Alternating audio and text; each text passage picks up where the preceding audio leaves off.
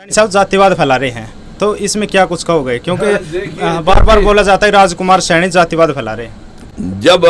जब इस देश के प्रदेश के अंदर आगजनी हुई आरक्षण के नाम पे, ये देखें जरा आप फोटो लें, ये जो भेदभाव चला ये हमारे टुकड़े टुकड़े टुकड़े होने की वजह से, ये कुम्हार है, ये सैनी है, ये गुज्जर है, ये यादव है, ये पांचाल है, ये धानक है, ये चमार है, ये वाल्मीकि है, इस तरह ये एक ही समाज जो दलित और पिछड़े के नाम से जाना जा रहा है, ये 6743 टुकड़ों में बांट रखा है और ये मनुवादी व्यवस्था के लोगों की कास्तानी है।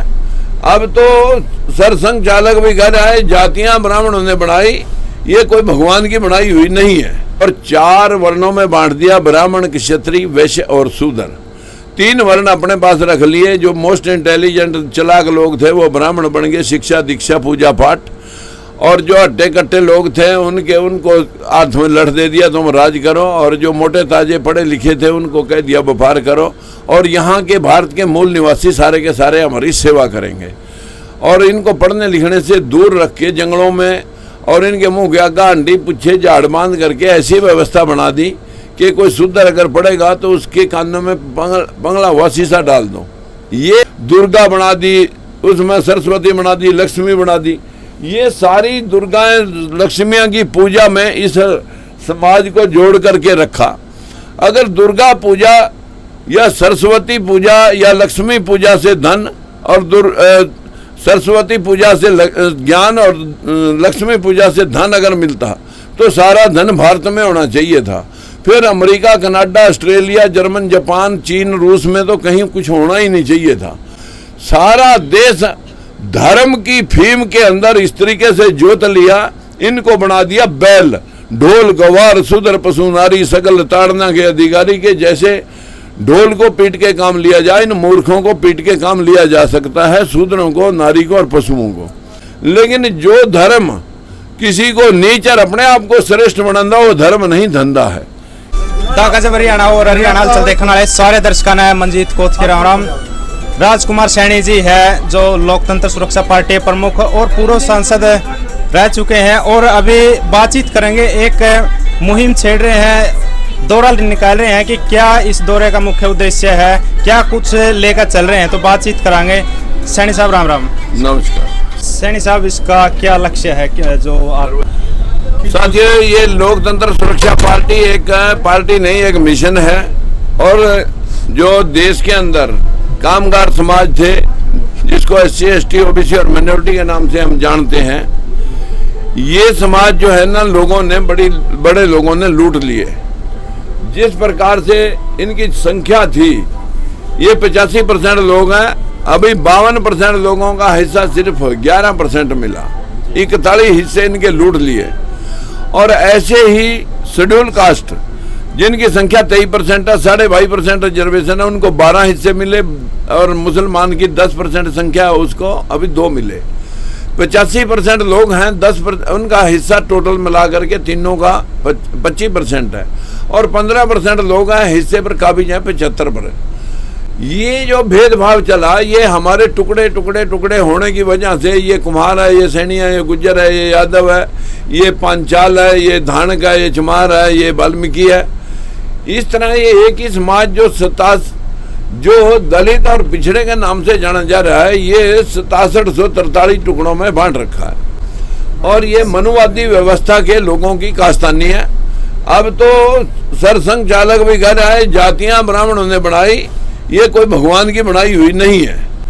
हकीकत में देश में जातियों और गोत्रों में बांटने के बाद ये जो SC, ST, OBC है, इसकी हालत ऐसी कर दी है कि जैसे मतलब भिखारी होते हैं, वो भीख ही मांगते रहें और अपनी समस्याओं का कोई जिक्र भी ना करें, सिर्फ पेट की भूख के लिए वो तड़फें। सैनी साहब, किस तरह हिस्सों में बांटे हैं, पहले थोड़ा ये बताओ। जो आपने बोला SC, ST, OBC किस तरह बांट दिए और किसने बांटे हैं?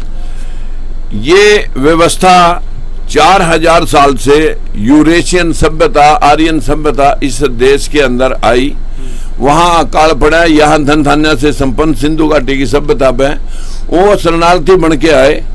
जैसे शरणार्थी बन के यहाँ पाकिस्तान से लोग आए थे, आज में सिस्टम पे काबिज हैं, इसी तरह जो सनातनी सभ्यता जिसको आज हम कह रहे हैं, वो यहाँ के लोगों के ऊपर धर्म कर्म कांड में फंसा करके लोगों को, उनको जो है ना, उन्होंने गुलाम बना लिया और 4 वर्णों में बांट दिया, ब्राह्मण, क्षत्रिय, वैश्य और शूद्र। 3 वर्ण अपने पास रख लिए। जो मोस्ट इंटेलिजेंट चालाक लोग थे वो ब्राह्मण बन गए, शिक्षा दीक्षा पूजा पाठ, और जो हट्टे कट्टे लोग थे उनको हाथ में लठ दे दिया, तुम राज करो, और जो मोटे ताजे पढ़े लिखे थे उनको कह दिया व्यापार करो, और यहाँ के भारत के मूल निवासी सारे के सारे हमारी सेवा करेंगे। और इनको पढ़ने लिखने से दूर रख के जंगलों में और इनके मुंह के आगा हंडी पूछे झाड़ बांध करके ऐसी व्यवस्था बना दी कि कोई शूद्र अगर पड़ेगा तो उसके कानों में बंगला हुआ शीशा डाल दो। ये व्यवस्था इतनी देर तक चली कि यहाँ के लोगों को ये पता नहीं लगा कि हम गुलाम कैसे हो गए। लेकिन गौतम बुद्ध ने आकर के इस तिलिस्म को तोड़ दिया और उसने दुनिया को कहा धर्म वो है जो सर्वमान्य हो, धर्म जो बराबरी पैदा करता हो। और उसके पश्चात यहाँ पर उसका सारा राजपाट धर्म हो गया। और उसके बाद जो गौतम बुद्ध के बाद जो सुद्धोधन ने धनानंद को परास्त करके जो यहाँ पर धनानंद को परास्त करके जो देश में क्रूरता बरत रहा था, तो चंद्रगुप्त मौर्य ने अखंड भारत का निर्माण किया, बिंदुसार ने विस्तार दिया और अशोक सम्राट ने उसे विश्वव्यापी बना दिया। आज 18 देश हैं उस वक्त के अशोक सम्राट के राज के। अशोक सम्राट ने कलिंगा युद्ध में ज्यादा रक्तपात होने की वजह से बौद्ध धर्म अपना लिया और युद्धों के ना लड़ने का संकल्प लिया। इसी तरह उसके युद्ध ना लड़ करके बाहर से जो उसके राज के हिस्से थे, चीन, रूस, Japan, Afghanistan, Singapore, Malaysia, Bangkok, ये सारे जितने भी देश थे, ये सारे के सारे अशोक सम्राट के राज्य के हिस्सा थे। और फिर जब उसने कलिंगा युद्ध में बौद्ध धर्म अपना लिया, 84,000 स्तूप बनाए, उस सारे के अंदर जो है ना, यहाँ बौद्ध में पूरा देश हो गया। लेकिन आखिरी राजा अशोक सम्राट का 10वां वंशज बृहदत्त मौर्य के दरबार में पुष्यमित्र शुंग नामक एक मनुवादी, जो उसका लेखक था, लेखपाल था, उसकी लड़की सुंदरती, लड़की की शादी राजा के साथ करके सेनापति का खिताब ले लिया, सेना में सारे अपने लोग बन लिए और राजा का कत्ल कर दिया।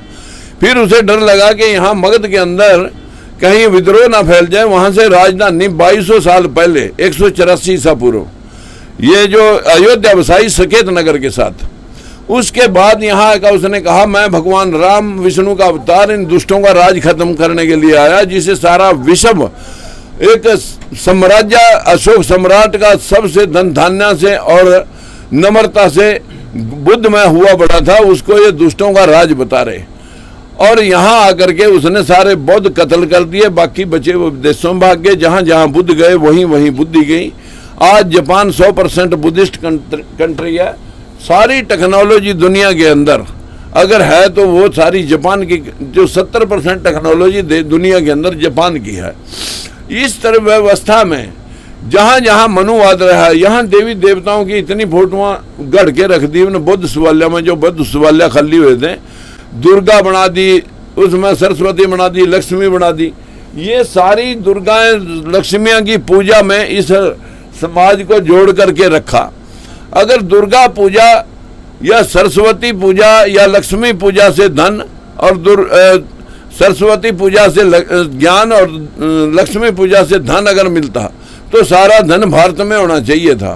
फिर America, Canada, Australia, German, Japan, चीन, रूस में तो कहीं कुछ होना ही नहीं चाहिए था।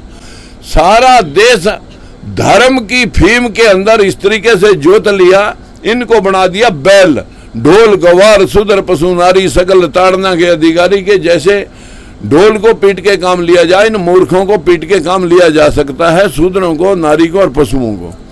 ये व्यवस्था हमारे देश में सिर्फ 200 साल जब तक मौर्य वंश ने राज किया तब तक इनके पैर नहीं लगने दिए। जब सुद्धोधन और गौतम बुद्ध में ये देश रहा अशोक सम्राट के राज में, आज नोट नोट के ऊपर अशोक सम्राट की फोटो, आज नोट झंडे के अंदर तिरंगा झंडा गौतम बुद्ध का लग रहा। बाबा साहब ने भी संविधान लिखने के बाद जब मनुवादियों की व्यवस्था देखी तो बौद्ध धर्म अपना लिया।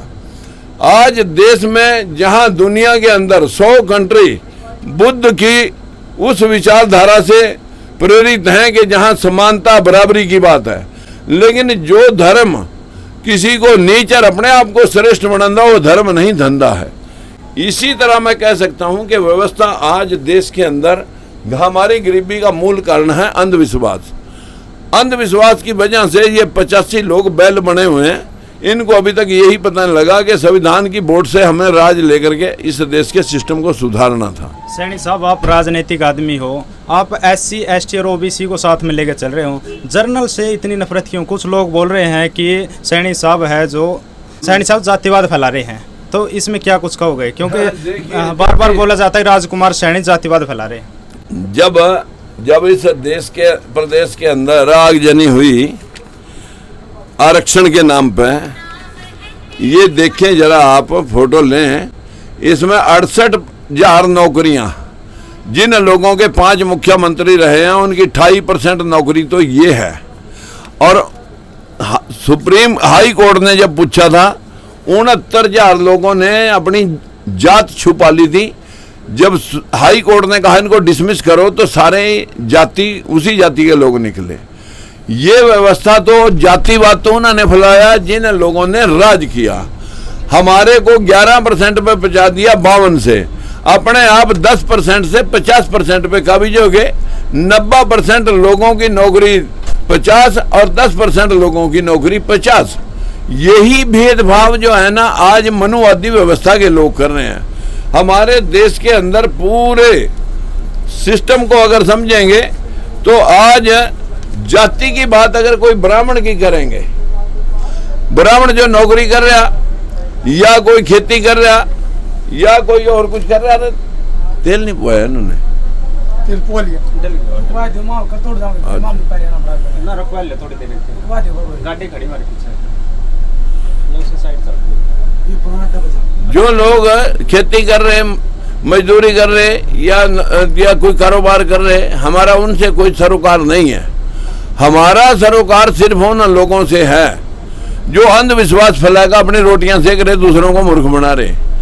हमारा जातिवाद से नहीं मनुवाद से भेदभाव है, जिसने मनुवाद के माध्यम से इस देश को गुलाम बना रखा है।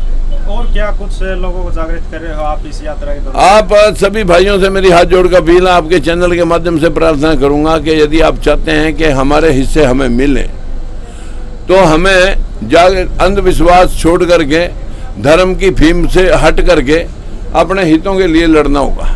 आप सभी से प्रार्थना। नौकरियों का भी बोल रहे हैं, इसमें आप कोई वो ले रहे हैं इसमें? हाँ, ये नौकरियों के बारे में मैंने कहा कि 50% नौकरी 5 मुख्यमंत्रियों ने अपने लोगों को दी और 90% लोग वो भी 50% के अंदर हैं और बैकवर्ड तो सिर्फ अभी 11% की हिस्सेदारी में है।